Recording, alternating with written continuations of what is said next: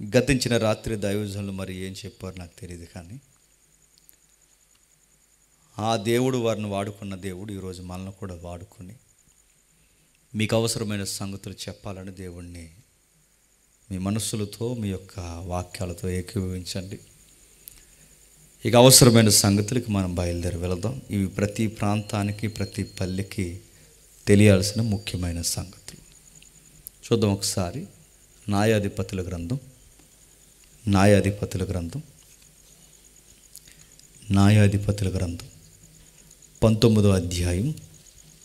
న్యాయాధిపతుల గ్రంథం 19వ అధ్యాయం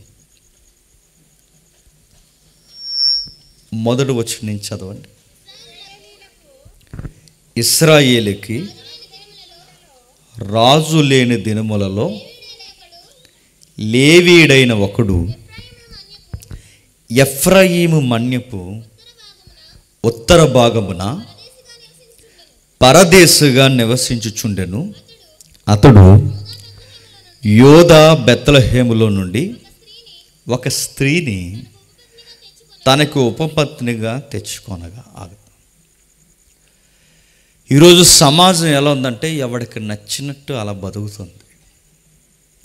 ఎవరి తీరుతెన్నులు వేరు, ఎవరి వ్యవహారాలు వేరు, ఎవరి కాపురాలు వేరు. ఇక ఒకటికి రెండు కాదు, 3 కాదు, చెప్పుకోవడానికి సిగ్గుపడేంత సిగ్గుమాలిన విషయాలు ఈరోజు సమాజంలో ఉన్నాయి. అలాంటి దిగజారి గొడ్డుబారిపోయిన ఈ సమాజం ఈరోజు ఎలా ఉందో సరిగ్గా 3000 సంవత్సరాల క్రితం ఇంతకు మించిపోయి ఉందంట. ఈరోజు సంగతులు చూస్తున్నప్పుడు ఆ రోజు పరిస్థితులు గుర్తొస్తాయి. ఆ రోజు పరిస్థితులు చూస్తున్నప్పుడు ఈరోజు అలాగే ఉందని మనకు అర్థం అవుతుంది. ఏం చెబుతున్నాడు ఈ సంగతులు అంటే, ఇశ్రాయేలుకి రాజు లేడు. రాజు లేడంటే నాయకుడు లేడు. నాయకుడు లేకపోతే లా లేదు. లా లేకపోతే జనాలకి భయం లేదు. భయం లేకపోతే ఎవడ ఫిలాసఫీ వాడికి ఏడుస్తుంది. ఈ తరుణంలో ఏం చేస్తారు మనుషులు? నచ్చినట్టు బతుకుతారు. అలా బతుకుతూ ఏం చేస్తున్నారో ఒకసారి చివరి అధ్యాయం రండి. న్యాయాధిపతులు చివరి అధ్యాయం 25వ వచనం చూడండి.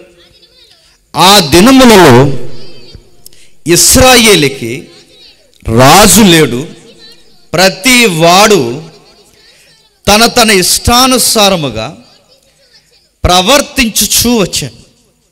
ఎవరు లేరట? ఇశ్రాయేలుకి రాజు లేడు. రాజు అంటే నాయకుడు లేడు.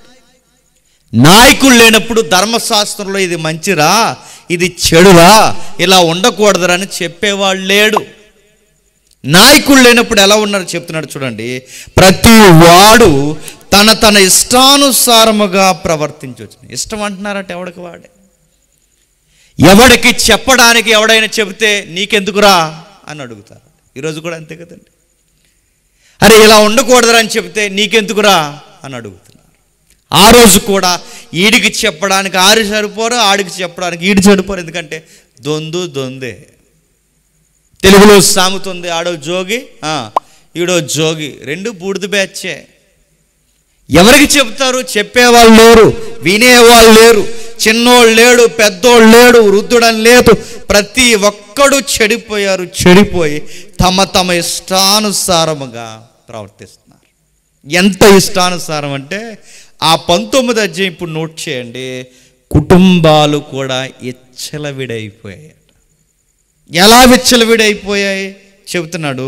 యోదా బెత్లెహేములో యోదా బెత్లెహేము దగ్గర ఒక స్త్రీ ఉంది. ఆ పై వచనంలో చెప్తున్నాడు చూడండి. లేవీయుడు అనే ఒక ఆయన ఉన్నాడట. అతడు ఎఫ్రాయిము మన్యమని ఉన్నాడట. ఉత్తర భూభాగంలో ఉండేవాడట. అతనికి కుటుంబం ఉందంట, లేవీ గోత్రం ఉందంట, అన్నీ బాగున్నాయి. రెండో విషయం బాగలేదు. అతడు బెత్లెహేములో ఉండి ఒక స్త్రీని తనకు ఉపపత్నిగా తెచ్చుకున్నాడు. ఉపపత్ని అంటే గ్రాంధికుల్లో క్లాసుగా ఉంది.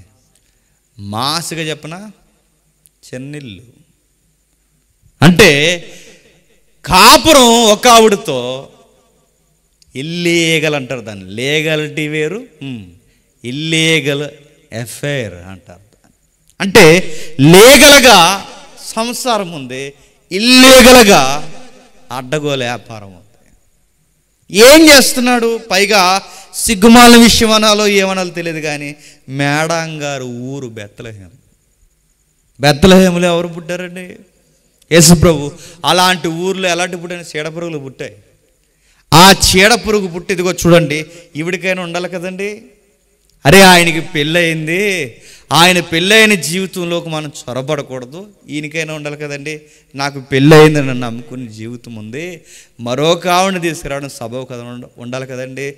లేదు, ఎందుకు చెప్పిన ప్రతి వారు తమ తమ ఇష్టానుసారంగా ప్రవర్తించుచూ వస్తున్నారు. కానీ మర్చిపోయిన పాయింట్ ఏంటంటే ఆ పెద్ద ఆయన గుర్తులేనిది భార్య ఉండగా ఈవిడిని తీసుకొచ్చాడంటే ఈవిడ తినంగా ఉంటుందా? ఒకవేళ ఎవరైనా దొంగ ముసుగులు ఉంటే జాగ్రత్తగా వినండి, మగోళ్ళకి మీకు చెప్తున్నాను నేను.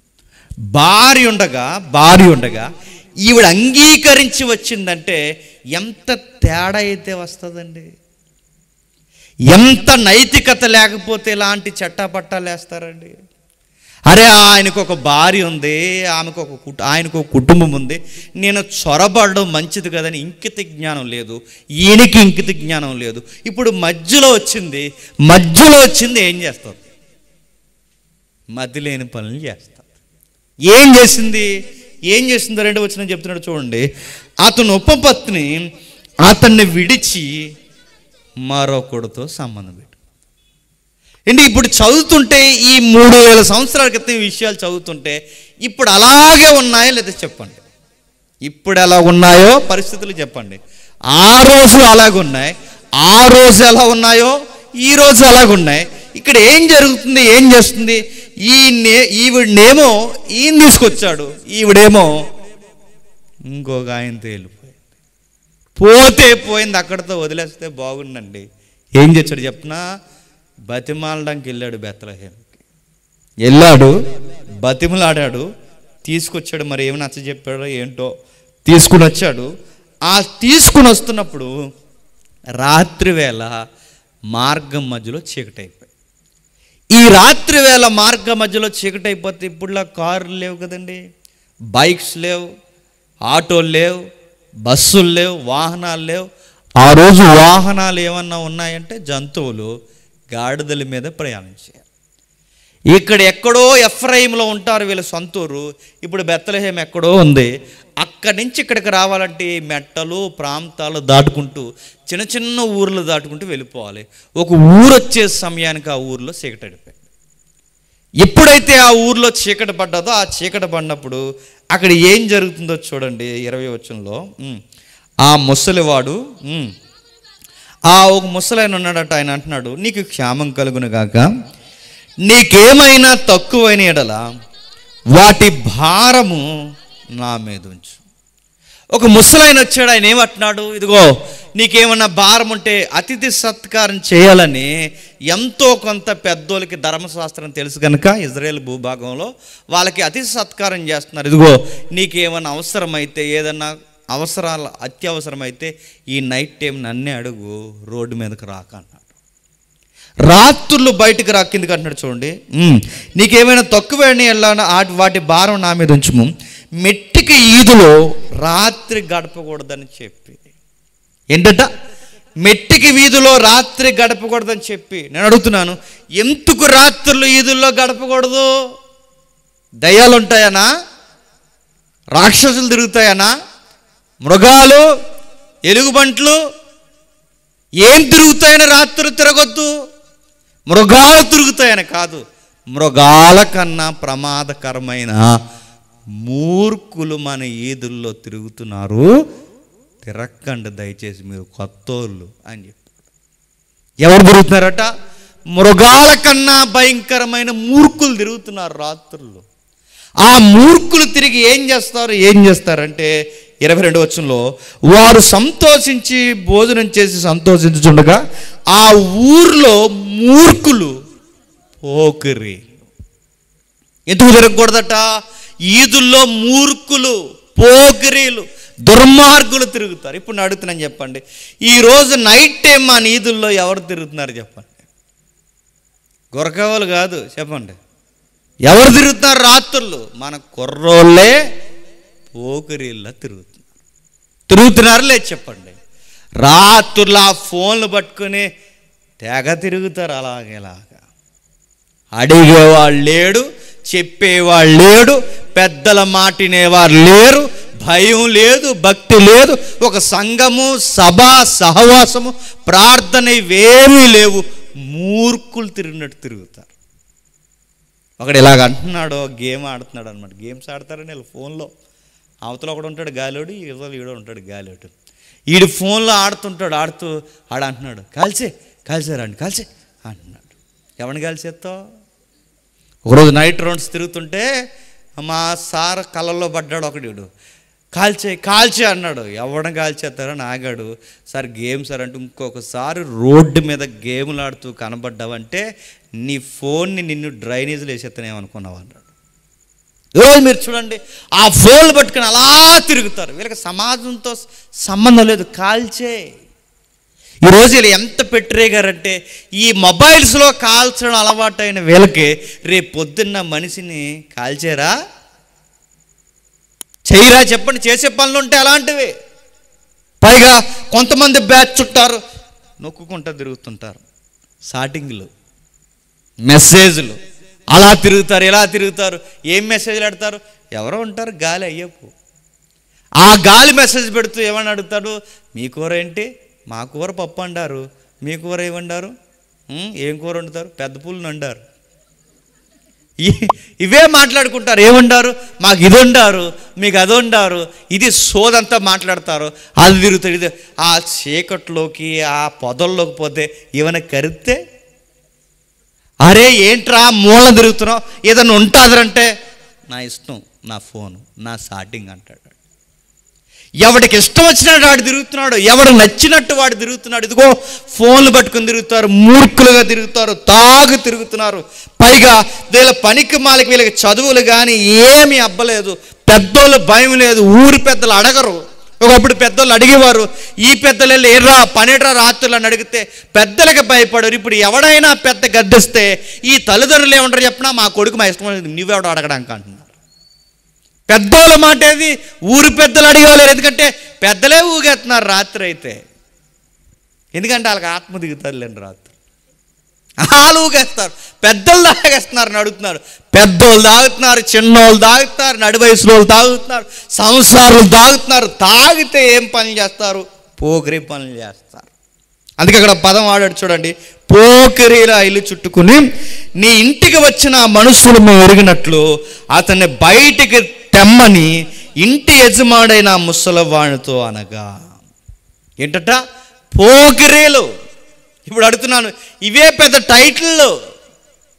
ఇప్పుడు ఈ ట్రెండ్లో నడుస్తున్న ఈ చిత్రాలకి లేదా ఈ సినిమాలకి టైటిల్ ఏంటి చెప్పండి? దుర్మార్గులు, దేశముదురులు, మెంట్లోడు టైటిళ్ళు. చెప్పండి ఇంకో 4-3 టైటిళ్ళు. చిన్నప్పుడు నేను చదువుకున్న టైంలో ఒక టైటిల్ వచ్చింది. అది ఇంగ్లీష్లో ఒకలా ఉంది, తెలుగులో ఏమంటే చెప్పండి? ఎదవా. ఇంగ్లీష్లో చెప్పండి? ఈడియట్. ఎదవా. సినిమా పేరు ఎదవా, మెంట్లోడు. ఇంకా నయం నెలతో కూడా నెట్టలేదు టైటిల్లో. ఇంకా టైటిల్ ఏంటి చెప్పినా? ఇదిగో గాలోడు, పోకిరిగాడు. అడుగుతున్నారు. ఇలాంటి టైటిల్ పెట్టుకుని మురిసిపోతున్నారు. ఇలా మురిసిపోతున్న వాళ్ళు ఏం చేస్తారు? పోకిరి పనులు చేస్తారు. ఈరోజు మీరు చూసారా, ఎంత సిగరెట్లు కాలితే అంత ఫ్యాషన్ ఇప్పుడు, ఎంత తాగితే అంత ఫ్యాషన్ ఇప్పుడు, ఎంత అల్లరి చేస్తే అంత ఫ్యాషన్ ఇప్పుడు. ఆ రోజు కూడా ఇష్టానుసారంగా ప్రవర్తిస్తున్నారట. ప్రవర్తించి వాళ్ళు ఏం చేస్తున్నారు చూడండి, వాళ్ళ ఇంటికి వచ్చి నీ ఇంటికి వచ్చిన వాడిని మేము ఎరిగినట్లు బయటికి పంపండి. నాకు భయం వేస్తుందండి ఎప్పుడు ఈ అధ్యాయం చదివినా. ఈ 19వ అధ్యాయం చదువుతుంటే ఏ అధ్యాయం గుర్తొస్తుంది చెప్పిన? ఆదికాండం 19వ అధ్యాయం గుర్తొస్తుంది. ఆదికాండం 19వ అధ్యాయంలో ఏముంది? సొదొమ గొమొర్రా ఉంది. ఆదికాండం 19వ అధ్యాయం సొదొమ గొమొర్రాలో ఏముంది? నాగరికత మర్చిపోయిన, విలువలు లేని మనుషులు ఉన్నారు. పైగా ధర్మాలు విడిచేసిన వాళ్ళు ఉన్నారు. ఆదికాండం 19వ అధ్యాయంలో ఊహల కందని మాట ఏంటో తెలుసా? స్త్రీలు సైతము స్వాభావికమైన ధర్మానికి విరుద్ధముగా, పురుషులు సైతము స్వభావానికి విరుద్ధమైన కార్యాలు జరిగిస్తున్నారట. ఇక్కడ కూడా అదే జరుగుతుంది చూడండి. నీ ఇంటికి వచ్చిన ఆవిడ కాదు మాకు కావాల్సింది, మరి ఆయన అన్నారు. ఎవడు కావాలి? ఎదుగో మీ ఇంట్లోకి వచ్చాడే ఆ ఊరి అతిథి ఎవడైతున్నాడో ఆ మనిషి కావాలి. మొగోలికి మొగోడేటండి. అంటే సమాజం ఎంత గొడ్డుబారిపోయిందో చూడండి. మగవాడికి ఇదిగో ఆ మగాళ్ళు కావాలట.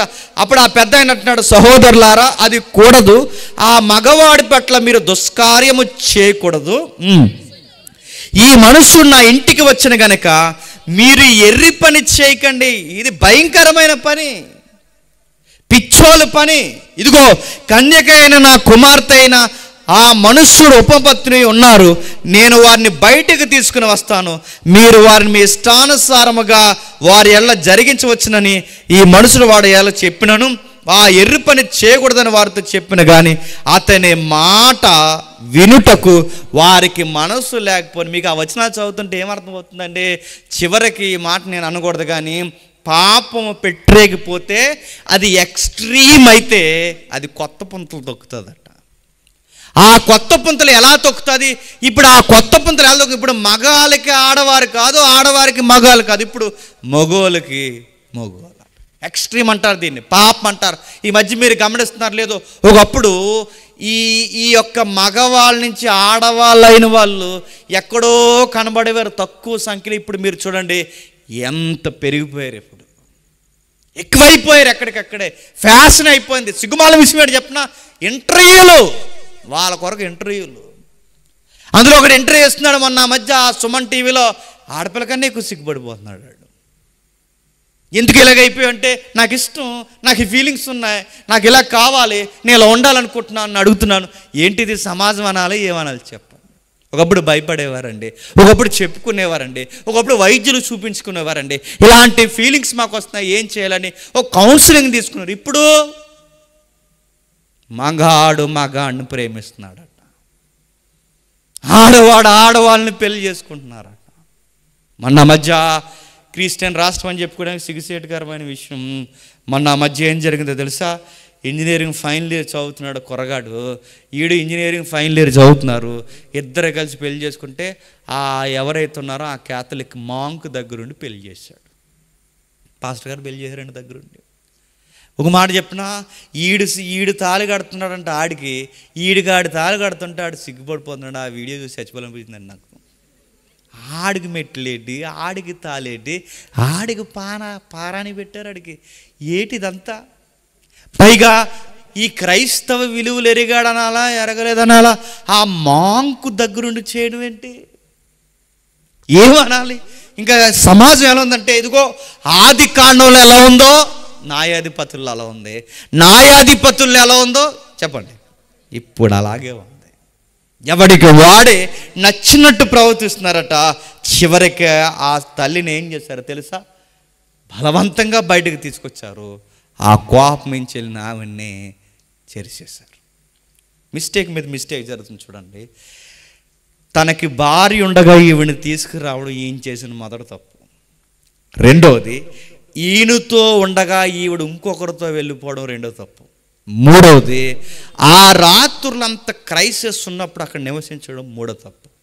నాలుగవది, ఆ ఈదులో కాబట్టి తీసుకొచ్చి ఊరంతా పాడు చేయడం ఘోరమైన తప్పు. ఆ పాడు చేసిన తప్పు జరిగిన వెంటనే ఈ ఊరు పెద్ద మనిషి లేదా ఆ యొక్క ఉపపత్తుని దగ్గరకు వచ్చిన ఆయన చేసిన పని ఏంటి చెప్పిన? ఆవిడ్ని 12 ముక్కలు నరికాడట. ఎన్ని ముక్కలు? 12 ముక్కల. మనిషిని నరకడం ఏంటండి? ఈ మధ్య మీరు చూస్తున్నారా? ఏరా ఎందుకురా, నీ ఫ్రెండే కదరా, ఎందుకురా ఆడు గుండాల తీసి వాట్సాప్లో ఫోటో పెట్టావంటే ఈడేమన్నాడు తెలుసా? నా ప్రియురాలు ఆడు గుండె అడిగింది అన్నాడు. మనిషిని ముక్కలు కోసేస్తున్నారు ఇప్పుడు.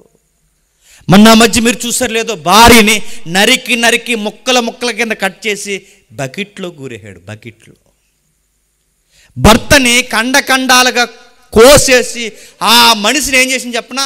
వాళ్ళ భర్తని ఆవిడే రక్తం ఇల్లంతా కారుతుందేమని తీసుకెళ్ళి ఉడకబెట్టేసింది బకెట్లో పెట్టి.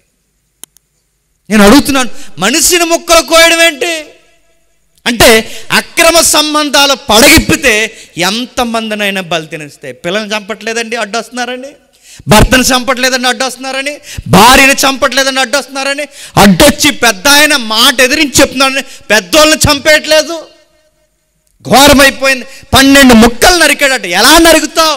మనిషి అనుకోలేను. మనిషిని నరకడం ఏంటండి? మనిషిని అవయవాలు చీల్చడం ఏంటి? చీల్చేశాడు. ఎందుకంటే ఎవడిష్టం వాడిష్టం అయిపోయిందంటే. ఈడేమో నరికేస్తాడు, ఆవిడేమో ఇల్లుదులు వెళ్ళిపోద్ది, వీళ్ళేమో ఇంటి మీద దాడి చేస్తాడు. ఎవడికి నచ్చినట్టు వాడు బతుకుతున్నారు. కుటుంబాలు ఎలా ఉన్నా తెలుసా? విచ్చలవిడిగా ఉన్నాయి. కుటుంబాలు బాలేదు చెప్పండి, సమాజము బాలేదు. నెక్స్ట్, కుటుంబం బాగోకపోయినా, సమాజం బాగోకపోయినా సంఘం బాగుండాలి. ఎందుకంటే ఈ సమాజానికి వేరుగా ఉండాల్సింది ఏంటి చెప్పండి? సంఘం.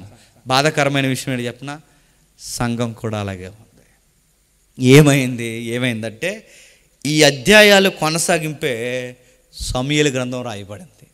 అక్కడ సంఘం ఎలా ఉందో ఒకసారి చూడండి. మొదటి సమూయేలు గ్రంథం మొదటి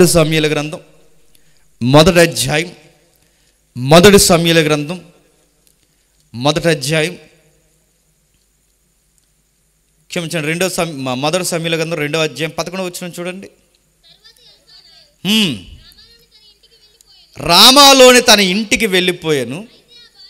అయితే ఆ బాలుడు యాజకుడైన ఏలి ఎదుట యెహోవాకు పరిచర్య చేయుచుండెను. ఏలి కుమారులు యెహోవాని ఎరుగని వారై మిక్కిలి దుర్మార్గులై ఉండ్రి. ఇది ఎవరి కుటుంబం అండి? సేవకుని కుటుంబం. సేవకుని కుటుంబం ఎలా ఉందట? ఆయన కొడుకులు దుర్మార్గులాడు. కొడుకులు అంటే సేవకులు కొడుకులు దుర్మార్గులు ఉంటారంటే మీ సైడ్ ఎలా ఉన్నారు నాకు తెలియదు, కానీ కొన్ని ప్రాంతాలు నాకు తెలుసు. మేము కేసు కట్టిన విధానాలు మాకు తెలుసు. కొంతమంది సేవకులు కొడుకులే రౌడీ సీటర్లు అంటే నమ్మగలరా? కొంతమంది కొడుకులే కొన్ని ఇన్వాల్వ్ అవుతున్నారంటే నమ్మగలరా? ఇలాంటివి జరుగుతున్నాయి చూడండి. ఇంకా చెప్పాలంటే ఆమె సమాజాన్ని చూడలేకపోయింది, సంసారం బాగోలేదు. ఆమె సంసారంలో ఎన్ని గొడవలు ఉన్నాయో. మొదటి అధ్యాయం 5వ వచనం చూడండి. మొదటి అధ్యాయం, అన్న తనకు ప్రియముగా ఉన్నందున ఆమెకు రెండు పాలు ఇచ్చుచూ వచ్చెను. యెహోవా ఆమెకి సంతు లేకుండా చేసి ఉండెను. ఆమెకు సంతు లేకుండా చేసి ఉన్న ఏతోను బట్టి ఆమె వైరియగు పెనిన్న ఆమెను విసికించుటకై ఆమెకు కోపము పుట్టించుచు వచ్చాను. ఏం జరుగుతుందండి? ఈ ఇంట్లో సంసారం కూడా బాగాలేదట. మీరు ఆలోచిస్తున్నారు లేదో, న్యాయాధిపతులు 19వ అధ్యాయంలో ఒక ఆయనకి 2 ఉన్నారు. సమూయేలు గ్రంథం మొదటి అధ్యాయం అన్నగారి యొక్క భర్తకి ఎంతమంది ఉన్నారు? 2 ఉన్నారంటే అన్నగారికి కూడా ఏ పోరు ఉందో చెప్పండి? సవితిపోరు ఉంది. ఈ సవితిపోరు ఎంత పెట్టరేగిందంటే ఈమెకు బిడ్డలు పుట్టారు పెనిన్నాకి, అన్నాకి బిడ్డలు పుట్టలేదు. అన్నాకి ఎప్పుడైతే బిడ్డలు పుట్టలేదో పెనిన్న ఇలాగ అంటుందట. ఏమని చెప్పనా? నోర్మే, నువ్వు గొడ్రాలివి అందంట. నువ్వు గొడ్రాలు దానివి, నువ్వు నాకు చెప్తావేంటి? మనుషులు వెళ్ళటం చెప్పినా మనకి ఏదైతే లోపం ఉంటుందో, ఇబ్బంది ఉంటుందో, పని వచ్చినప్పుడు చెప్పండి ఆ లోపమే ఎత్తి మాట్లాడతారు. దేవుడు చేసిన మేలు, అరే మాకు చేశాడు వాడికి చేయలేదని వాళ్ళు దేవుడు స్తుతించరు. దాన్ని బట్టి ఏం చేస్తారు చెప్పండి? ఎదుటి వారిని ఇబ్బంది పెడతారు. ఇప్పుడు అంటుంది ఆ పెనిన్న మాట్లాడితే గొడవ ఆడుతుంది, నీకు పిల్లలు లేరే, నువ్వు గొడ్రాలు దానివి. అన్న ఎలాంటిదో చెప్పినా, బాధ వచ్చినా ఇబ్బంది వచ్చినా తనకి ఏ కన్నీరు వచ్చినా రోడ్డు ఎక్కువ గొడవలు ఆడదు. మనమైతే ఏం చేద్దాం చెప్పండి? సిగ్గు లేకుండా రోడ్డు ఎక్కువ దిశకు ఫోన్ చేస్తాం. చేస్తారా చేయరా? నేను అడుగుతున్నాను. మొన్న ఆ మధ్య ఫోన్ చేసేసారు ఒకరు. దేనికోసం ఫోన్ చేశారంటే భార్య భర్త గొడవ పెట్టుకుని కోడుగు డుక్కురు కోసం గొడవ పెట్టుకుని 100కి ఫోన్ చేశారంట. కోడుగు డుక్కురు కోసం 100కి ఫోన్ చేశారంటే వీళ్ళని ఏమనాలి? కాపురం తెలుసు అంటారు వీళ్ళకి. ఈవిడ రోడ్డు ఎక్కొచ్చు, ఏమైనా ఎక్కొచ్చో చెప్పినా, ఈవిడికి లీగాలిటీ ఉందో ఏమైనా ఎక్కొచ్చట. ఇదిగో నేనుండగా ఆవిడని ఎందుకు చేసుకున్నా, ఆవిడ ఉండగా నన్ను ఎందుకు చేసుకున్నా, నా జీవితాన్ని ఈ రోజుకి ఎందుకు ఇలా చేసావు, ఈరోజు ఆవిడని నన్ను ఎంత గొడవలు పెట్టుకునేంత కారణాలు ఎందుకు తెచ్చావని ఎల్కానాతో గొడవ దిగిపోవచ్చు. దిగిందా? దిగదు. అన్న ఎలాంటిది చెప్పినా మంచి మనసు ఉన్నది. ఆమె ఎలాంటిది చెప్పినా ఏ పరిస్థితుల్లో జరిగిందో ఏం జరిగిందో జరిగిన రోత విషయాలు ఇంకెత్తట్లేదు. కానీ తనకి బాధ ఉన్నా సంతోషం ఉన్నా ఎవరి దగ్గరకు వచ్చి ఏడుస్తుంది చెప్పండి? దేవుడి దగ్గరకు వచ్చి ఏడుస్తుంది. ఆ దేవుడి దగ్గరకు వచ్చి ఏడుస్తుంది. ఆమెను గొడవలు పెట్టుకోదు, ఆమె రోడ్డు ఎక్కదు, ఆమె ఎవరితో పడితే ఆవిడతో జగడాలు ఆడదు. మనమైతే ప్రార్థన అయిపోయినా చూసుకుందాం అందంట. ప్రార్థన అయిపోతే ఏం చూద్దాం? చంపేద్దాం ఆవిడని. ఒక ఆవిడ అంటుంది, ఆగో టచ్ అయిపోయింది కాబట్టి బతికిపోయేది, నీ సంగతి చూద్దున్నాను అన్నాడు. పాస్టర్ గారు ఉండిపోయారు కాబట్టి వదిలేస్తున్నాను లేకపోతేనా అందాను. ఎంత భక్తో! నేను చాలామందిని గమనిస్తానండి, గొప్ప ఆరాధన చేస్తారు, ఇంటికి వెళ్ళి అత్తగారికి అన్నం పెట్టరు. ఇంకెందుకు నీ బోర్డు ఆరాధన పోయి పెంటలు వేసుకోవడం తప్ప. చక్కటి పాటలు పాడతారు, తల్లిదండ్రులు చూడరు. అది ఇంకెందుకు ఆరాధన? ఈ పెనిన్న కూడా ఎలా ఉందో చెప్పనా, ప్రతి ఏడాది భర్తతో పాటు ఈవిడ కూడా వస్తుందట సన్నిధికి. కానీ ఆరాధనే గొడవలే. ఆరాధనే రోడ్డు ఎక్కే వ్యవహారాలు. అందుకే ఈ పెనిన్న రోడ్డు ఎక్కదు. ఎందుకంటే దేవుని కొరకు బతికేది కనుక. బాధ ఉన్నా కష్టమున్నా ఎవరికి చెప్పుకోదు, తనలో తాను బాధలన్నీ అణిచేసుకుంటుంది. తాను దేవునికి చెప్పుకుంటుంది, దేవా ఇలా జరుగుతుంది, నా ఇంట్లోనే పోరు తట్టుకోలేకపోతున్నాను. ప్రార్థన చేసింది. ఏమని ప్రార్థన చేస్తుందో చూడండి. 5వ వచనంలో అన్న పైకి వెళ్దాం ఒకసారి. 13వ వచనం నుంచి చూడండి. 13వ వచనం, ఆమె పెదవులు మాత్రం కదలుచుండి ఆమె స్వరం వినబడకుండా ఉండెను గనక ఏలి ఆమె మత్తురాలై ఉన్నదనుకుని, ఎంతవరకు నీవు మత్తురాలివై ఉందువు, నీవు ద్రాక్షరసమైన నీ వద్ద నుండి తీసివేయమని చెప్పగా ఏమంటున్నాడండి? అండి బాగా గమనించండి. న్యాయాధిపతులు, సమూయేలు గ్రంథం ఇవన్నీ ఒకే కాలానికి సంబంధించినవండి, పెద్ద దూరం ఏం కాదు, ఒకే కాలం సంబంధించినవి. న్యాయాధిపతులు మనం చదివాం, ఎవరు లేరట? రాజు లేడు. రాజు లేనప్పుడు ఏం బాలేదు? కుటుంబాలు బాలేదు. కుటుంబాలు బాగోకపోవడం కాదు, ఇంకెవరు బాలేదు? సమాజం బాలేదు. సమాజమే కాదు, ఇంకెవరు బాలేదు? సంఘంలో ఉన్న బిడ్డలు బాలేదు. సంఘాలే కాదు, ఇంకా ఎవరు చెప్పినా అర్థం చేసుకోవాల్సిన పాస్టర్ గారే చాలా పెద్ద మాట అన్నాడట. ఎవరిని అన్నానేమన్నాడు చెప్పినా, ఏమ్మా రాత్రి తాగింది దిగలేదా అన్నాడట. అండి ఇదే మాట పాస్టర్ గారు అంటే మీరేమంటారు చెప్పండి ఏమంటారు? పెద్దోడు అయిపోయేవాడు బతికిపోయావు కాదు, వేరే గుండు అంటాం అనవా? కానీ ఆవిడ ఏమందో చెప్పిన ఏమనలేదు. మనమే కనుక ఏమనంటే ఎన్ని మాటలు అంటామండి. నువ్వు పాస్టర్వా, నువ్వు అంత మాట అంటావు, అనొచ్చా నువ్వు? ఆయనకు పాఠాలు నేర్పిస్తాం ఎవరికి? పాస్టర్ గారికి.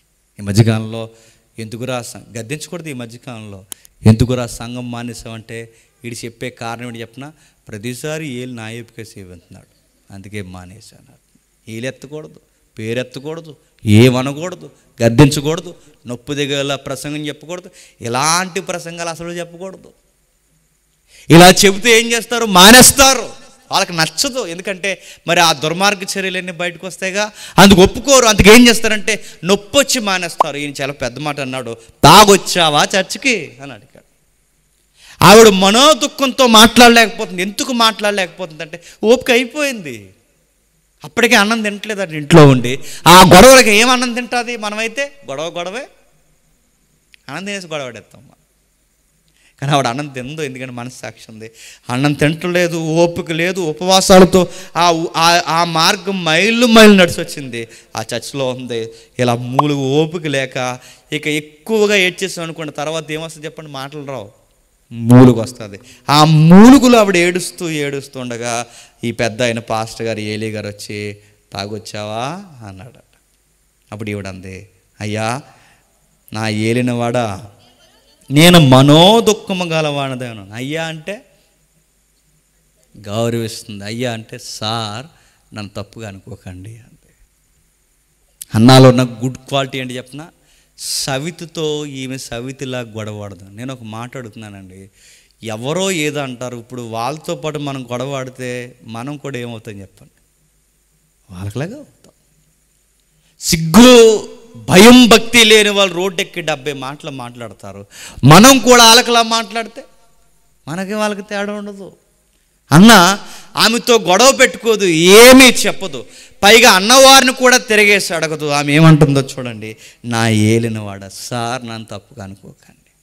ఈమె ఎలాంటిది చెప్పనా, తన బాధ పెట్టిన వాళ్ళని కూడా గౌరవిస్తుంది. ఈమె ఎలాంటిదో చెప్పనా, తనని ఇబ్బంది పెట్టిన వాళ్ళకి కూడా ప్రైజ్లట్ చెప్తుంది. ఏమనదు, మనోదుఖం గలవాని నన్ను వివరిస్తుంది. అయ్యా నన్ను ఎవరు తప్పుగా అర్థం చేసుకున్నా పర్లేదు కానీ మీరు అనుకోకండి, ఎందుకంటే మీరు దైవజనులు. అందుకే మీకు నేను చెబుతున్నాను, నేను ద్రాక్షరసమైనను పానీయమైనను చేయలేదు, కానీ నేను మనోదుఖముతో నా ఆత్మలో దేవుని సన్నిధిని నేను మూలుగుతున్నాను. ఏమైనా మూలుగుతుందంటే, ఏమైనా మూలుగుతుందో చెప్పండి. ఆ మూలుగుతూ నీ సేవకురాలే నన్ను పలికి మాలిన దానిగా ఎంచొద్దు. ఏంటట? పనికి మాలిన దాన్ని అనుకోకు, నేను అందరిలాంటి దాన్ని కాదు. నా ఇంట్లో ఎన్నో గొడవలు ఉన్నాయి, నేను రోడ్డు ఎక్కను. నా ఇంట్లో ఎన్నో సమస్యలు ఉన్నాయి, నా భర్త పరువు తీను. నా వెనక ఎన్నో రోదనలు ఉన్నాయి, నేను ఎవరికి చెప్పుకోను. ఇదిగో సార్, మీరు కూడా నన్ను అపార్థం చేసుకుంటున్నారు, నేనేమి మీకు తిరగేసి పొగరుగా సమాధానం చెప్పను. అంటే లేని మాట అంటేనే ఇంత కోపం వచ్చేస్తే నేను అడుగుతున్నాను, ఈరోజు ఉన్న మాటలు ఎత్తితే పడతలేదు, మనం పడుతున్నామా? ఆ రోజు ఆవిడ తగ్గించుకుని, అయ్యా నేను ప్రేయర్ చేస్తున్నాను, నా ప్రార్థన ఏంటంటే నాకు సంతానం లేరు, నాకే గనక బిడ్డనిస్తే, నాకే గనక దేవుడు కుమారుని అనుగ్రహిస్తే ఆ దేవుడికి తెచ్చి ఇచ్చేస్తానని ప్రార్థన చేస్తున్నాను. అయ్యా కొడ్రాళ్ళు తను మోస్తున్నాను. నేను ప్రశ్న అడుగుతున్నాను, చెప్పండి. గొడవ అయినప్పుడల్లా ఏమంటుందండి ఆ సవితి? గొడ్రాలది అంటుంది.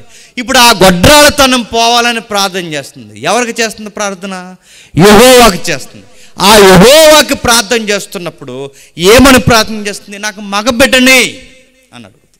ఇప్పుడు ప్రశ్న అడుగుతున్నాను, గొడ్రాలతనం పోవాలి అంటే మగబిడ్డే పుట్టాలా?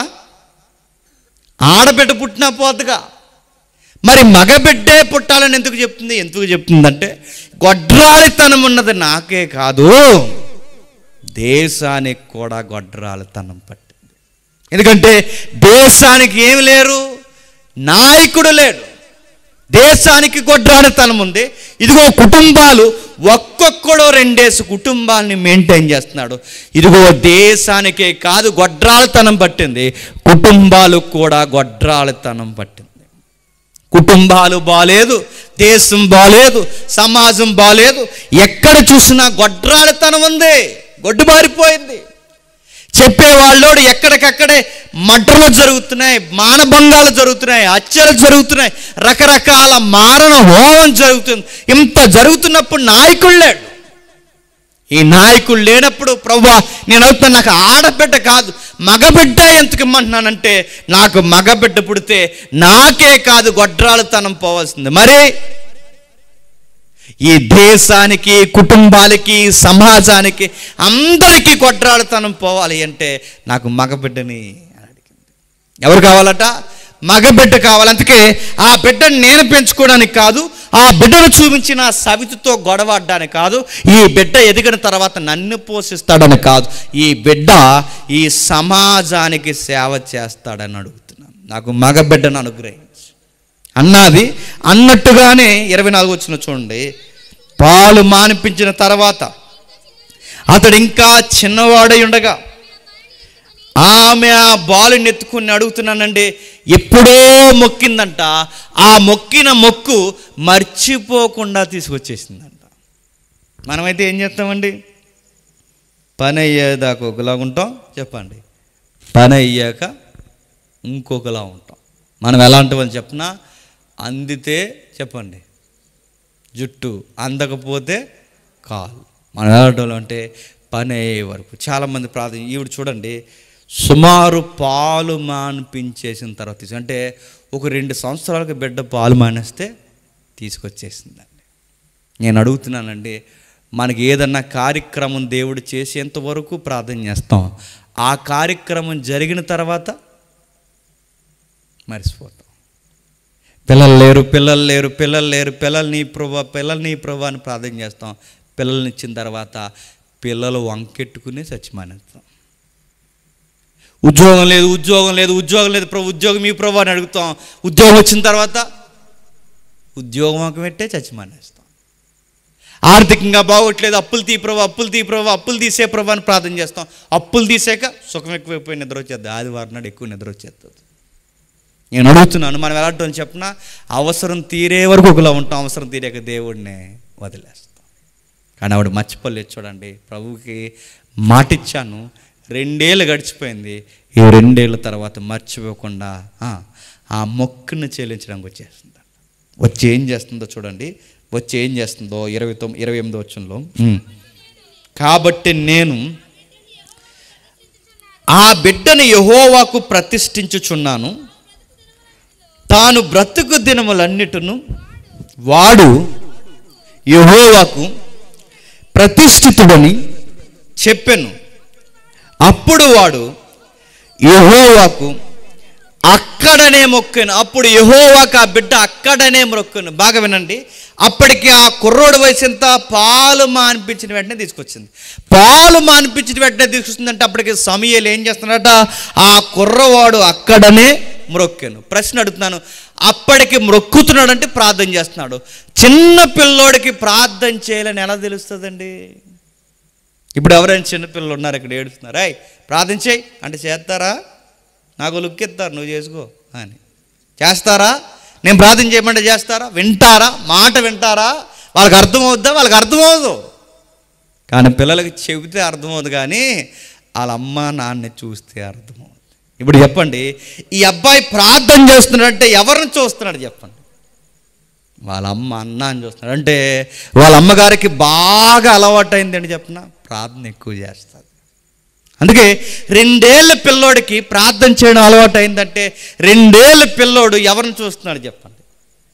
వాళ్ళ అమ్మగారిని చూస్తున్నాడు. వాళ్ళ అమ్మ దుఃఖం వచ్చినా దేవుడి దగ్గరే ప్రార్థన చేస్తుంది, సంతోషం వచ్చినా దేవుడి దగ్గరే ప్రార్థన చేస్తుంది, తన జీవితంలో ఏం జరిగినా దేవుడికి ప్రార్థన చేస్తుంది. అందుకే వాళ్ళ అమ్మ ఎక్కువ ప్రార్థనలో గడపడం చూశాడు కనుకే వాళ్ళ అమ్మ చేసినట్టే చేస్తున్నాడు. ఇప్పుడు నేను జాగ్రత్త, పిల్లలు ఉన్న వాళ్ళకి గమనించండి, మా పిల్లలు మాట వింటలేదు, తిరగబడుతున్నారు, మాట వింటలేదంటే అలా చూశారు. మరి నిన్ను నా మాట అర్థమవుతుందా? మా పిల్లలు మాట వినడం లేదంటే అలా పెంచారు. అడుగుతున్నాను, మరి ఏం చెప్తామండి? కొడతామండి, తిడతామండి అంటే కొట్టొద్దు, తిట్టొద్దు, వాళ్ళకి మంచిగా కనబడేలా ప్రవర్తించు. మనం ఏం చేస్తామో అదే చేస్తారు వాళ్ళు. వాళ్ళ ముందు సిగరెట్లు కాల్చు, నువ్వు తండ్రిగా వాళ్ళ ముందు నువ్వు సిగరెట్లు కాలిస్తే నీ పిల్లలు నువ్వు లేని టైంలో కాగితాలు సిగరెట్లు చుట్టుకుని కాలుతారు. మా నాన్న ఇలాగే కాలుతాడని. నువ్వు వాడి ముందు ఏ డ్రెస్ కోడ్ వేసుకుంటావో అదే లింగిలు కట్టుకుని తిరుగుతాడు వాడు. నువ్వు గమనించు, నీ పిల్లల ముందే నువ్వు తాగితే నీ పిల్లలు ఏం చేస్తారు? అదే చేస్తారు. నువ్వేం చేస్తావు అదే చేస్తారు. నడుగుతున్నావు, నువ్వు బాగా గొడవలాడు, నీ పిల్లలు కూడా గొడవలాడతారు. నువ్వు బాగా ఊరి మీద తిరుగు, వాళ్ళు ఊరి మీద తిరుగుతారు. మనం ఏం చేస్తామో చెప్పండి, అదే చేస్తాం. వాట్సాప్లో ఒక వీడియో వచ్చింది, ఎంతమంది చూసారో? ఓ బుడ్డది తెగ ఏడిచేస్తుంది, ఎంత ఉంది ఏడుతుంది. ఈ పెళ్లి కూతురు తాలూకా ఫ్రెండ్స్ అందరూ ఉంటారు కదండి, వాళ్ళందరూ అక్కడ కూర్చొని ఉన్నారు. ఈ అమ్మాయి వచ్చి ఏడుస్తుంది. ఏడుస్తుంటే పెళ్లి కూతురు ఫ్రెండ్స్ అందరూ అడిగారు, ఏవే ఎందుకు ఏడుస్తున్నావు అని అడిగారు. అడిగితే ఈ పిల్ల ఏముంది చెప్పిన, మా అమ్మ నాకు పెళ్లి చేయను అంటుంది. నేను అడుగుతున్నాను, ఇంత పిల్లకి పెళ్ళి ఎలాగా తెలుసండి? అమ్మాయి ఏడుస్తుంది. ఏమని? ఎందుకు ఏడుస్తున్నావు అంటే అందరూ అవాక్ అయిపోయారు. మా అమ్మ నాకు పెళ్లి చేస్తలేదు, అందుకే నాకు ఏడుపు చేస్తుంది. చూసుంటారు వీడియో. అడుగుతున్నాను, పెళ్ళి అంటే ఆ పిల్లకి తెలుసా? సంసారం అంటే ఆ పిల్లకి తెలుసా? పెళ్లి కొడుకు అంటే ఆ పిల్లకి తెలుసా? ఆ పిల్లకి, ఆ చిన్న బిడ్డకి ఏం తెలియదు. ఒక విషయం తెలుసా ఆ పిల్లకి? ఏం తెలుసు చెప్పనా? ఇక్కడ పెళ్లి కూతురికి ఇన్ని పువ్వులు పెట్టారు, ఎంత జడ వేసారంటే, ఇప్పుడు నాకు అన్ని పువ్వులు ఇంత జడ రావాలంటే ఇప్పుడు మా అమ్మ నాకు ఏం చేయాలి? పిల్లలు చూస్తారు, గుర్తుపెట్టుకోండి. మనం ఏం చేస్తున్నామో చూస్తారు. అందుకే ఆ అమ్మాయి వాళ్ళ అమ్మ దగ్గరికి వచ్చి నాకు పెళ్ళి కావాలంటుందంటే సంసారం, భర్త ఇవేం తెలియదు. ఆ పిల్లకి ఏం తెలియదు చెప్పండి? పెళ్ళి కూతుర్ల మొత్తం అవ్వాలంటే పెళ్ళి అవ్వాలనుకోండి. నేను అదే చెప్తున్నాను.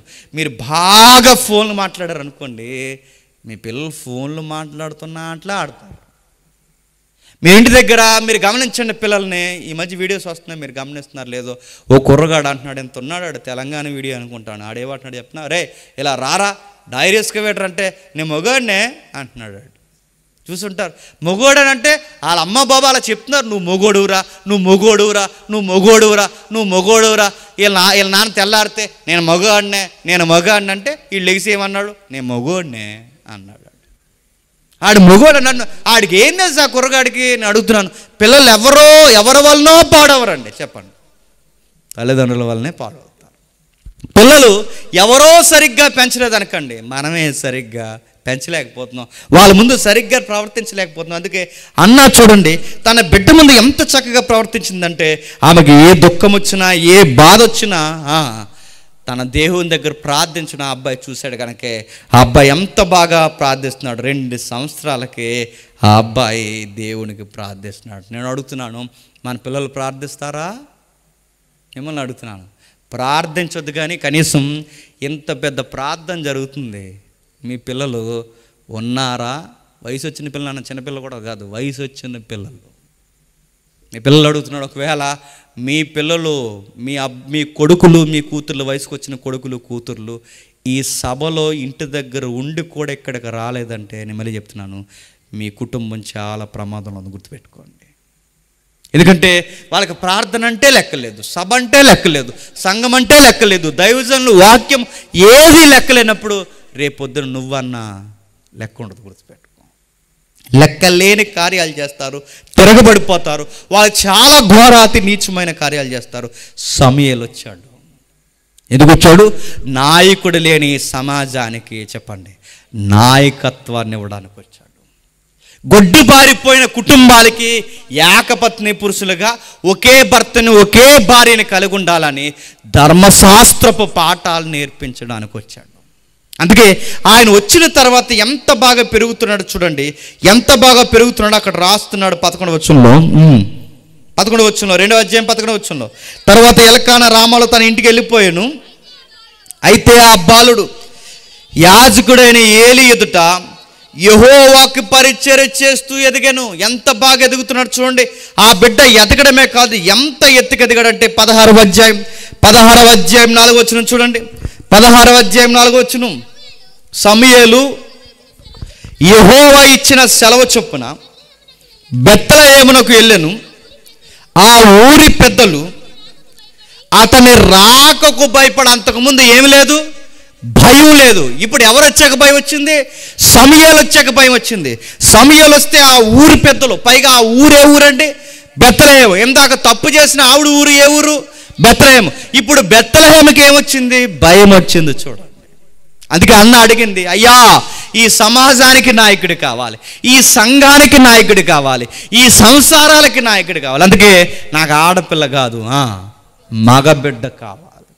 దేవుడు కొరకు కన్నారు, దేవుడు కొరకు పెంచారు, దేవుడు కొరకు ఎదిగేలా ఆ బిడ్డని ఆ తల్లి కలల కన్న కలలు నెరవేరాయి కనుకే ఆ బిడ్డ వచ్చినప్పుడు ఎంత బాగా జరుగుతుందో చూడండి. ఆ ఊరు పెద్దలు భయపడిపోయారు. ఎందుకు? అయ్యా మా ఊర్లో ఏమన్నా తప్పు జరుగుతుందా, చెప్పండి అయ్యా సరి చేసుకుంటామన్నారట. ఇప్పుడు ఈరోజు అడుగుతున్నాను, ఈరోజు పెద్దల మాట వినేవాళ్ళు లేరు. ఊరు పెద్ద మాటలు ఎప్పుడు వింటారు చెప్పనా? గుర్తుపెట్టుకోండి, పెద్ద రకం ఉంటే వినరు, వాక్యం ఉంటే వింటారు. గుర్తుపెట్టుకోండి, పెద్దవారికి వాక్యం తెలియాలి, పెద్దలకు వాక్యం తెలియాలి, యవనస్తులకు వాక్యం, అప్పుడే ఊరికి భయం ఉంటుంది. ఇలాంటి సభలు జరగాలి. యవనస్తులు ఇది తప్పని ఎలుగెత్తి చెప్పే వాళ్ళు కావాలి. ఇలా చేస్తే జీవితాలు మంట కలిసిపోతారని చెప్పాలి, గద్దించాలి. సంఘాల్లో యవన బిడ్డలను కూర్చోబెట్టాలి. ఇదిగో ఎవరి భయం లేకపోయినా, కనీసం ఆ కనబడే పెద్దల భయం లేకపోయినా దేవుడు భయమైనా ఉండాలి. గుర్తుపెట్టుకోండి. అందుకే సమూయేలు వచ్చాడు. సమూయేలు వస్తుంటే, ఆ ఊరికి వస్తుంటే ఆ పెద్దలు అన్నారట, అయ్యా సమాధానంగా వచ్చుచున్నావా? మా ఊర్లో ఏమన్నా లోపాలు ఉన్నాయి చెప్పండి, మేము సరి చేసుకుంటాం. నేను అడుగుతున్నాను, న్యాయాధిపతులు చదువుతున్నప్పుడు పరిస్థితి ఎలా ఉంది? సమూయేలు చదువుతుంటే పరిస్థితి ఎలా ఉంది? ఎలా ఉంది? మారిపోయింది పూర్తిగా. ఎందుకంటే ఒక్కడు పుట్టాడు, ఆ ఒక్కడు మొత్తం ప్రాంతాలని బాగు చేస్తున్నాడు. ఆ ఒక్కడు పుట్టి మొత్తాన్ని ప్రాంతాన్ని బాగు చేస్తున్నాడు. ఎంత బాగా బాగు చేస్తున్నాడు అంటే, ఆయన ఒకరోజు అడుగుతాడు. ఏమని అడుగుతున్నాడు చూడండి. ఇంకా ముందు అధ్యాయులకు రండి ఒకసారి. సమూయేలు గ్రంథం 2వ అధ్యాయం సమూయేలు గ్రంథం 2వ అధ్యాయం 26వ వచనం చూడండి. సమూయేలు గ్రంథం 2వ అధ్యాయం 26వ వచనం. బాలుడగు సమూయేలు ఇంకను ఎదుగుచు యెహోవా దయందును మనుషుల దయందును వర్ధిల్లుచుండెను. ఏంటట? యెహోవా దయందును మనుషుల దయందును వర్ధిల్లుచుండు. బాలుడగు సమూయేలు ఇంకను ఎదుగుచు యెహోవా దయందును మనుషుల దయందును వర్ధిల్లుచుండు. ఎప్పుడు వదిలేసిందంటే వాళ్ళ అమ్మగారు ఎప్పుడు వదిలేశారు చెప్పండి? 2 సంవత్సరాలకు వదిలేసిందండి. 2 సంవత్సరాల కుర్రోడికి అమ్మంటే ఇష్టం కాదంట, మరి దేవుడు అంటే ఇష్టం అంట. నాకు ఆశ్చర్యంగా అనిపించింది ఏంటి చెప్పిన, 2 సంవత్సరాల పిల్లోడికి దేవుడు అంటే ఇష్టం ఉంటుందా, అమ్మంటే ఎక్కువ ఇష్టం ఉంటుంది చెప్పండి. మీరు స్కూల్లో వదలండి, ఆ గేట్లో దూరం వచ్చేస్తారు. మీరు వాళ్ళని ఎక్కడైనా పెట్టండి, సండే స్కూల్ టీచర్కి పిచ్చెకి ఏం చేస్తారు. ఈ బిడ్డ చూడండి, వాళ్ళ అమ్మ కూర్చోమన్న కాడు కూర్చుంటాడు, లేకమన్న కాడు లెగిస్తాడు. ఎక్కడ ఉండమంటే ఆ బిడ్డ అక్కడ అలా ఉంటాడట. ఎందుకంటే వాళ్ళ అమ్మ ఎలా పెంచిందో చెప్పిన, నాన్న నువ్వు ఎదిగిపోయి బాగా చదివి నువ్వు బాగా ఎరగదీసి నాకు డబ్బులు బాగా ఇచ్చే, నువ్వు దొంగ పనులు చేసినా పర్లేదని పెంచలేదట. మన బిడ్డనే ఈ బిడ్డను ఎలా పెంచిందో చెప్పిన, నాన్న నాకన్నా ఎప్పుడు నీతో ఉండాల్సింది దేవుడురా అనిపించిందట. మన బిడ్డల్ని ఎలా పెంచుతాని చెప్పండి? మన బిడ్డల్ని పెంచడమే రాదు మనకి, వచ్చా గారాబం చేయడమే రాదు మనకి. ఒక ఆవిడ వాళ్ళ పిల్లోడు పక్కింట్లోకి వెళ్ళి ఏ వస్తువులు తెచ్చేసాడట. తెచ్చేసినప్పుడు ఏమనాలండి? వరే ఏం దొంగ బుద్ధులురా, ఎవరికి లేవు మన ఇంట్లో, తాతకు లేవు, మీ నాన్నకు లేదు దొంగ బుద్ధి, ఇలాంటి బుద్ధి వచ్చింది, ఏళ్ళు ఎరగకూడతాను దొంగతనాలు చేసావంటే అనాలి కదండి. అలా అనలేదట. ఇలా అమ్మందంట, బంగారానికి ఎన్ని తెలివితేటలో అందంట. దొంగోడిని బంగారం అంటాడు ఏమనుకుంటాడండి? బంగారానికి ఎన్ని తెలివితేటలు అందంట. ఇప్పుడు ఆడు ఏమనుకుంటాడు? నేను దొంగతనాలు చేస్తే మా అమ్మ ఏమంటుంది? నన్ను బంగారం అంటుంది. ఈ బంగారం సింగారం అవడానికి రేపు పొద్దున ఎదుగుతాడు, ఎక్కడో దిక్కున ఏదో దొంగతనం చేస్తాడు, తెచ్చి నీకే ఇస్తాడు. ఈ చిన్నప్పటి నుంచి ఇచ్చే అలవాట్లు ఇస్తే నీకేం చేస్తాడు? అప్పుడు ఏ క్రైమ్ పోలీసులు వస్తాడు, వచ్చి రికవరీ ఎవరికి ఇచ్చారంటే మా అమ్మకి ఇచ్చాడు, ముందు మక్కులు ఎవరికి ఎరగొడతారు చెప్పిన, నీకు ఎరగొడతారు, గుర్తుపెట్టుకో. దొంగతనాలు చేస్తే తెలివితేటలు అనకూడదు. కొంతమంది ఉంటారండి తల్లిదండ్రులు బూతులు మాట్లాడుతుంటే మురిసిపోతుంటారు. నానమ్మ తిట్టు, నానమ్మ తిట్టు, అమ్మమ్మని తిట్టు, తాతని తిట్టు, తిట్టు వాళ్ళ అమ్మని తిట్టు అన్నారు. ఇలాగే తిట్టించు, రేపు ఎదిగిన తర్వాత అందరు అమ్మని తిడతాడు. తిట్టాడు. ఒక అరమ్మాల తండ్రి ఉన్నాడు, ఆడికి చెప్పాడట. వాళ్ళ అమ్మ చెప్తుంది, మన విలేజ్లో జరిగితే ఇవన్నీ వాళ్ళ అమ్మ చెప్తుంది, ఈరోజు మీ అమ్మని మీ అబ్బాయి ఏమన్నాడు తెలుసా, వాళ్ళ అమ్మని తిట్టాడు అన్నాడు. ఏంటని అడగండి నన్ను. మీ అబ్బాయి మీ అమ్మని వాళ్ళ అమ్మ అని తిట్టాడు అనగాని ఈడ రే బుద్ధులేటరా చిన్నప్పటి నుంచి మూతి పగల కొడతాను ఏమనుకున్నావు అనాలా? అలా అనలేదట. అప్పుడు ఏమైనా తిడతాడు ఏమనుకుంటున్నా, పులి పెట్టాడు అన్నాడు. ఆడో పులి ఈడో పులి, మృగాలు పుట్టే ఊళ్ళో 2 మృగాలు తిరుగుతున్నాయి. ఆడో పెద్ద మృగం చెప్పండి, ఈడో చిన్న మృగం. ఇలాంటి ముచ్చట్లు చెప్పలేదట ఎవరు? అన్నయ్య నాన్న యెహోవాను ప్రార్థన చేయి, మోకరించు, సాష్టాంగపడు, దేవునికి ఇలా ప్రార్థించు. ఇదిగో మాట చెప్పనా, నేను కదా నన్ను ఎక్కువ ఇష్టపడాల్సింది ఎవరిని? దేవుడిని ఇష్టపడు. అబ్బాయికి ఇంట్లో ఆడుకోవడం కన్నా చర్చిలో ఉండడమే ఇష్టం అంట. ఎప్పుడో ఏడాదికి ఒకసారి 2 ఏళ్ళకి ఒకసారి ఆ చర్చికి వస్తుంటేనే చర్చి మీద ఎంత ఆశ పెరిగిందంటే ప్రతి వారం చర్చికి వస్తున్న మన పిల్లలకి చర్చి అంటే ఎంత ఇష్టం ఉండాలండి. ఎంత బాగా పెంచిందో చూడండి. ఆ అబ్బాయిని పెంచి మనుషుల దయలో దేవుని దయలో వర్ధిల్లుతున్నాడు. 18వ వచనంలో బాలుడైన సమూయేలు నారతో నేయబడిన ఏఫోదును ధరించుకొని యెహోవాకు పరిచర్య చేయుచుండెను. వాని తల్లి వానికి చిన్న అంగి ఒకటి కుట్టి ఏటేటా బలి అర్పించుటకు తన పెనిమిటితో కూడా వచ్చినప్పుడు దాన్ని తెచ్చి వారికి ఇచ్చుచూ వచ్చాను. ఏటేటా ఎప్పుడో వస్తుందంట. వచ్చినప్పుడల్లా ఏమిస్తుందంట వాళ్ళ అమ్మగారు? వచ్చినప్పుడల్లా ఇచ్చే గిఫ్ట్ ఏంటి చెప్పిన? వాళ్ళ అమ్మగారు ఇచ్చే గిఫ్ట్ ఏపోదు ఇస్తుందా? ఏపోదంటే పాస్టర్లు యాజకులు వేసుకునేదండి, నిలువుటంగి. ఆ ఏపోదనిచ్చి నాన్న నువ్వు సేవకుడు అవ్వాలరా, నువ్వు సేవలో ఉండాలరా, నువ్వు దేవునికి ఉపయోగపడాలరా, నువ్వు ఎలా ఉండాలరా అని ఇష్టపడుతుంది వాళ్ళ అమ్మగారు. ఏటేటా తెచ్చి ఏపోదనిస్తుంది. ఏపోదు అనేది అమ్మ బహుమానంగా ఇచ్చే ఏపోదులండి. అది తల్లులు మాత్రమే ఇశ్రాయేలు సంస్కృతిలో ప్రత్యేకంగా కొడతారు. అందుకే యేసుప్రభు వారిని సిలువేసినప్పుడు వాళ్ళ సీటీలు వేసి చింపుకుంటారుగా. ఆ చింపుకున్నది ఏంటనుకుంటున్నారు? మరియమ్మ గారు లేదా వాళ్ళ తల్లిలు వాళ్ళకి ఇచ్చే బిడ్డలకు ఇచ్చే ఒక గొప్ప బహుమానం నిలువుటంగీలు. అలాంటి నిలువుటంగి ఆ అన్న తెచ్చి ఏటేస్తుందట. ఇచ్చినప్పుడు ఎంతో మురుపుంగా వేసుకుంటున్నాడట. ఈరోజు మన పిల్లలకి ఏమి ఇస్తుందని చెప్పండి? మన షాపింగ్కి వెళ్ళి ఏం చెప్తాను చెప్పినా, ఇదిగో ఆ సినిమాలో వేసుకున్నాడు కదండి, అలాంటి సొక్కావు, అలాంటి ప్యాంట్, అలాంటివే నేర్పించాడికి. పోకిరిగాడు అయిపోతాడు నన్ను.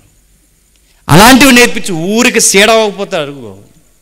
వాళ్ళ బూతులు మాట్లాడుతున్నాడు, మూతి మీద కొట్టకపోతే వాళ్ళు ఎలా తయారవుతారో చూడు. వాళ్ళ పనికి మాలిన పనులు చేసినప్పుడు తప్పురా అని చెప్పకపోతే రేపు పొద్దున ఎంత పనికి మాలిన పని చేస్తారో చూడు. భయం నేర్పించకుండా, ఒక భక్తి నేర్పించకుండా, ఒక ఆత్మీయత నేర్పించకుండా ఇవన్నీ నేర్పిస్తే పిల్లలు ఊరికి బరువు అయిపోతారు, సీడైపోతారు. చిన్నప్పటి నుంచి ఇలాంటి పునాదులన్నీ వేసుకుని వచ్చింది కనుకే ఆ అబ్బాయి గొడ్డుబారిపోయిన సమాజంలో ఎలిగే రేఖ అయ్యాడు. వెలిగించడానికి సమాజానికి దిక్చూసి అయిపోయాడు. అందుకే నిలబడ్డాడు. నిలబడి ఎంత ఎత్తుకెదిగాడు తెలుసా?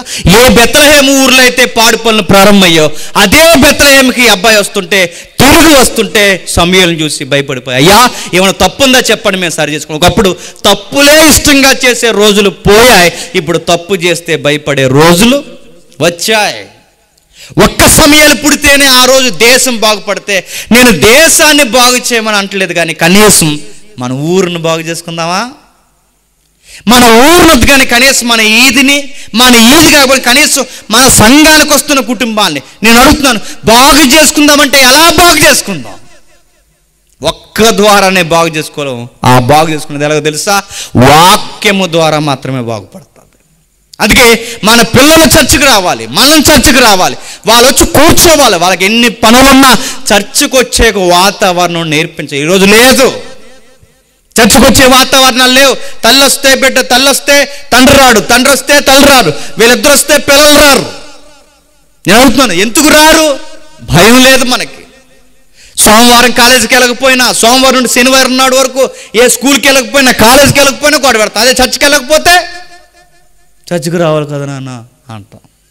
చర్చికి రాకపోతే మాత్రం గారాపంగా అడుగుతావు. స్కూల్కో కాలేజీకి వెళ్ళకపోతే ఎరా డబ్బులు కడుతున్నా ఎందుకు పోరా అని అడుగుతావు. అక్కడ మాత్రం గొడవడతావు, ఇక్కడ ఎందుకు ఆడు? అందుకే మన కుటుంబాలు ఇలా తయారై గుర్తుపెట్టుకో. అడగండి, చర్చికి రా. నువ్వు ఆదివారం చర్చికి రాకపోతే అన్నం పెట్టనని చెప్పండి. నువ్వు సండే స్కూల్లో కూర్చోకపోతే రే నీకు టిఫిన్ పెట్టనని చెప్పండి. ప్రార్థన చేయి. పడుకునే ముందు ప్రార్థన, లేచే ముందు ప్రార్థన. ఇదిగో సంఘంలో సహవాసంలో సేవకులతో కుటుంబం, ఇదిగో సభల్లో నీకు ఒక సహవాసంలో ప్రార్థనా జీవితం ఉండాలని చెప్పండి.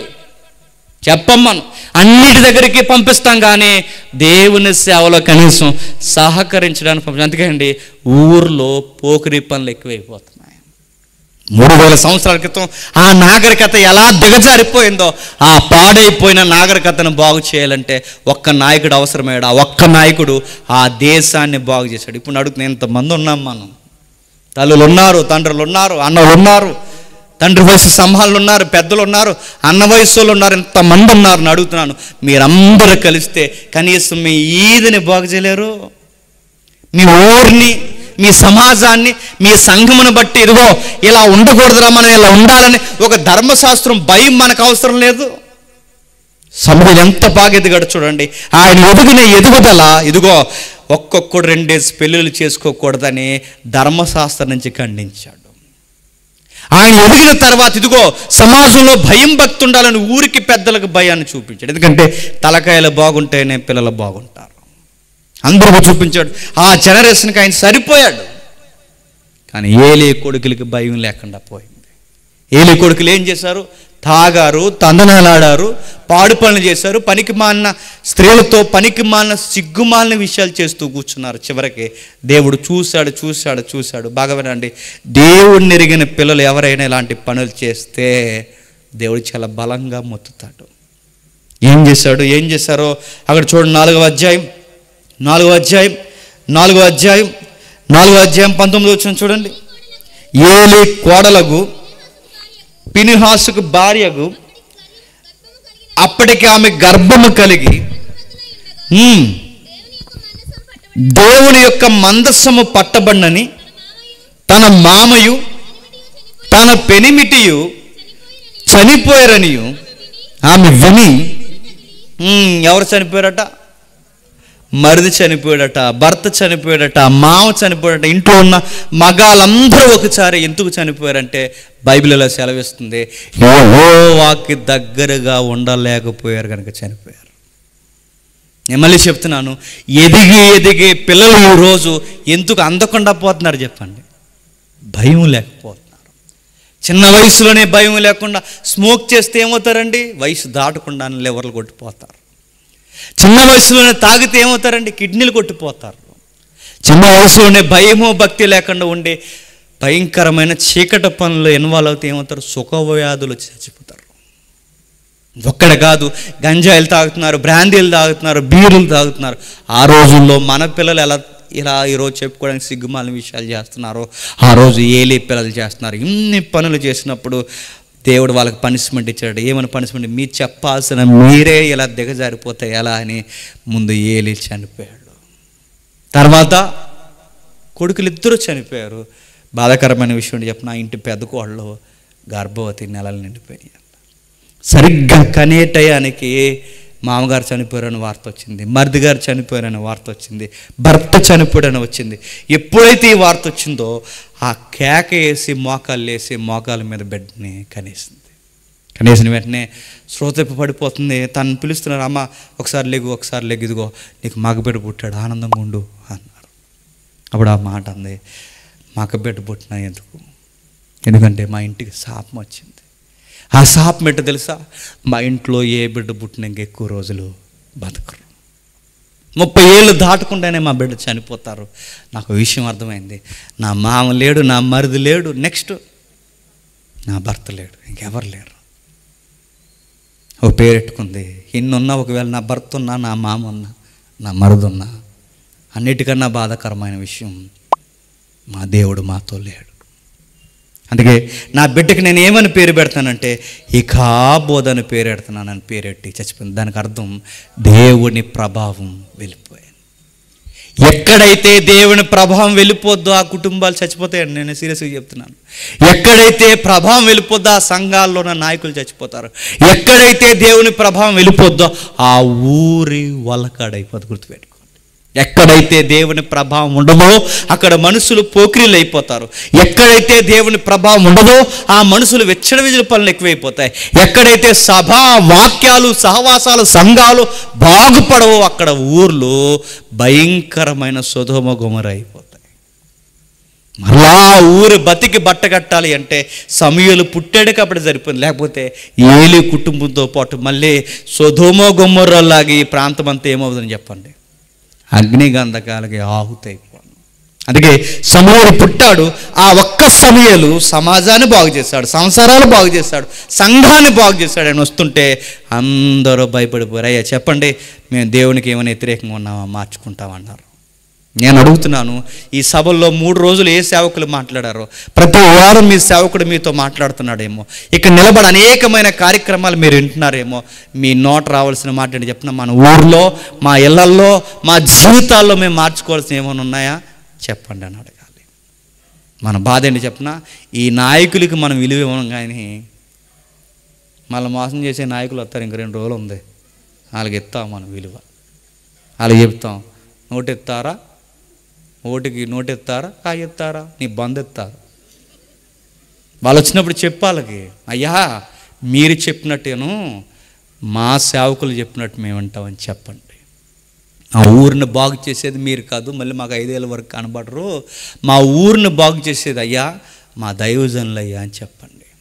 మా క్రైస్తవ్యానికి ఎవరైతే అనుకూలంగా ఉంటారో, మా క్రైస్తవ్యానికి ఇబ్బంది లేకుండా ఎవరైతే ఉంటారో, మళ్ళీ మణిపూర్ కాకుండా మా ప్రాంతాలను ఎవరు కాపాడుతారో వాళ్ళకే మేము ఓట్లు వేస్తామయ్యా అని చెప్పండి. మా సంఘానికి, మా ప్రార్థనకి ఎవరైతే ఇబ్బంది లేకుండా ఉంటారో చెప్పండి. మాకు 400 సీట్లు వస్తే రాజ్యాంగాన్ని మార్చేస్తాం, మాకు 400 సీట్లు వస్తే మీ సంగతి తేలుతాం అన్నవాళ్ళు ఉన్నారండి. అది మీరే సపోర్ట్ చేస్తున్నారని తెలిసిందని మేము ఓటేయమండి అని చెప్పండి. చెప్తారు, మీరు చెప్పరు. కాయెత్తారా, నోటెత్తారా? కంగారు పడక నీకు హ్యాండ్ ఎత్తారు. చెప్పండి, అయ్యా ఇదిగో మాకు నాయకులు కావాలయ్యా, సమూయేలు లాంటి వారు కావాలయ్యా, క్రొత్త నిబంధనకు వచ్చేసరికి బాప్టిజం ఇచ్చు యోహాన్ లాంటి వారు కావాలి. ఆయన కూడా అంతే కదండి. చూస్తున్న దుర్మార్గ కార్యాలు చూస్తూ ఉండలేకపోయాడు. ఆ రంపు రాజకీయాలను ఎదిరించాడు. ఏమన్నా తెలుపా? రాజు దర్బార్లో ఉన్న ఏ రోజున అన్నాడు, నీ తమ్ముడు భార్యని తెచ్చుకున్నావు, తప్పు చేస్తున్నావు అన్నాడు. నాయకుడిగా నువ్వే సరిగ్గా లేకపోతే నిన్ను ఫాలో అవుతున్న సమాజం ఏమవుతుంది? తప్పు చేస్తున్నావు, ఏ రోజు నేను హెచ్చరిస్తున్నాను, గద్దించాడు. ఆ రోజు ఆ తరానికి బాప్టిజం ఇచ్చి యోహాను ఉన్నంతకాలం అధికారులు భయపడిపోయారు. అపోస్తలులు ఉన్నంతకాలం వాళ్ళు దగ్గర పెట్టుకున్నారు. ఆది సంఘం ఉన్నంతకాలం సమాజంలో అధికారులను కూడా వాళ్ళు ఒక లైన్లోకి తీసుకొచ్చారు. ఇప్పుడు నేను అడుగుతున్నాను, మనం ప్రపంచాన్ని తీసుకురావద్దు, కానీ మన సంఘాన్ని బట్టి మన ఊరిని మన అన్నదండల్లో వాక్యాల్లో మనం ఉంచుదాం. ఎవడొస్తే ఆ గాలి కొట్టుకుపోకుండా, ఈ అలవాట్లు పడితే అలవాట్లకు మనం పోకుండా, ఇదిగో ఒక సమూయేలులా, ఒక బాప్టిజం ఇచ్చి యోహాన్లా, ప్రభువు యొక్క శిష్యులు అపోస్తలులా మనం ఎప్పుడైతే నిలబడ్డామో మళ్ళీ మన ఊరిలో పోకిరి పనులు తగ్గిపోతాయి.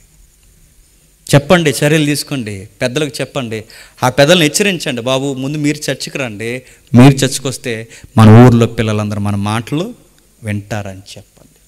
మాకు రోడ్ల కన్నా బతుకులు బాగుండాలని చెప్పండి. అయ్యా, మాకు ఇలాంటి నోట్లకు ఓట్ల కన్నా మా పిల్లల యొక్క చదువులు బాగుండాలి, వాళ్ళ సంస్కారం బాగుండాలని చెప్పండి. ఎక్కడ బాగుపడతారో? రచ్చబండలో బాగుపడరు. ఎక్కడ బాగుపడతారు? చర్చికి వస్తే బాగుపడతారు. అందుకే సండే స్కూల్ నుంచి కూర్చోబెట్టాలి, యూత్ తరగతుల్లో కూర్చోబెట్టాలి, సభల్లో కూర్చోబెట్టాలి. ఒకరోజు వాళ్ళ వయసు వచ్చిన తర్వాత వాళ్ళ పిల్లల్ని కూర్చోబెడతారు. ఇది ఎప్పుడైతే మనం అలవాటు చేస్తామో సమూయేలు లాంటి వారు మళ్ళీ పుడితే, నేను చెప్తున్నాను, మన ఊర్లన్నీ చెప్పండి మళ్ళీ యెరూషలేము మందిరంలా కనబడతాయి. నేను ముగించేస్తున్నాను. ఆ తర్వాత ప్రభు అయిన యేసుక్రీస్తు వారిని మీరు చూడండి, 12 సంవత్సరాలకు ఆయన దేవాలయంలో నిలబడతాడు. సమూయేలుని చూస్తుంటే ఎవరు గుర్తొస్తారు చెప్పనా? సమూయేలుని చూస్తుంటే యేసుక్రీస్తు వారు గుర్తొస్తారండి. ఒకరోజు యేసుక్రీస్తు వారు అన్న మాటే సమూయేలు అంటాడు. ఏమంటాడు చెప్పనా? ఇన్ని సంవత్సరాలు మీ మధ్య బతికాను, మీలో ఎవరి దగ్గరైనా లంచం తీసుకున్నానా అని అడుగుతాను. ఇన్ని సంవత్సరాలు మీ మధ్య బతికాను, దేవుణ్ణి పట్టుకుని నేర్చాను తప్ప నా కుటుంబానికి దూరంగా ఉండి ఎప్పుడైనా మీ దగ్గర ఏదన్నా గార్ధభావన కానీ ఏదన్నా లంచం కానీ ఆశించాను? ఒక్కటి ఆశించలేదు. ఏదన్నా తప్పు ఉంటే నాలో చూపించండి. ఇదే మాట ఎవరన్నారు చెప్పండి? అంటే ఆ రోజు సమూయేలు ముంగుర్తుగా ఎవరిని చూపించాడు చెప్పండి? యేసుక్రీస్తు వారిని చూపించాడు. ఇప్పుడు యేసుక్రీస్తు వారు బాగా వినండి, ఇప్పుడు సమూయేలుని కాదు మనం చూపించాల్సింది ఎవరిని? ప్రభు అయిన యేసుక్రీస్తు వారు.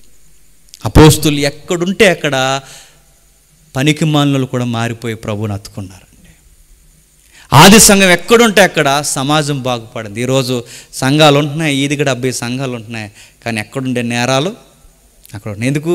సంఘాలన్నీ ఎలా ఉన్నాయి చెప్పినా, ఇది వస్తున్నాం వెళుతున్నాం, పాస్టర్ గారు మీరు మమ్మల్ని ఏమనకండి, మేము మిమ్మల్ని ఏమనమంటున్నారు. ఎక్కడికక్కడే మీరు చూడండి, ఎక్కడికక్కడే ఇలా భేదాభిప్రాయాలు అన్నట్టు వెళ్ళిపోతున్నారు. సంఘంలోకి వస్తారు, సంఘంలో కూడా రాజకీయాలు చేస్తున్నారు. సంఘంలో ఒకళ్ళు ఇలా అన్నారు, ఒకరోజు మీటింగ్కి వెళ్తే నిన్న వచ్చిన వాళ్ళు ఈరోజు రాలేదు, ఈరోజు వచ్చిన వాళ్ళు నిన్న రాలేదు అని అడిగితే తిరుగులేని ఆన్సర్ చెప్పాడు ఒక ఆయన. నిన్న వచ్చిన వాళ్ళు వైసీపీ వాళ్ళు, ఈరోజు వచ్చిన వాళ్ళు టీడీపీ.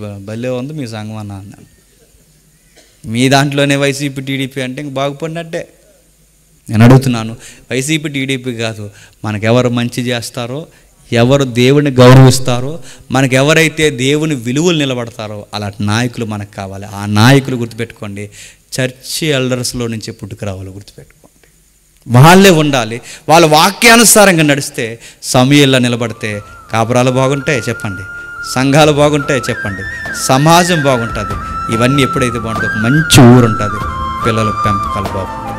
దేవుడు మిమ్మల్ని దీవించును. ఆమేన్, ఆమేన్.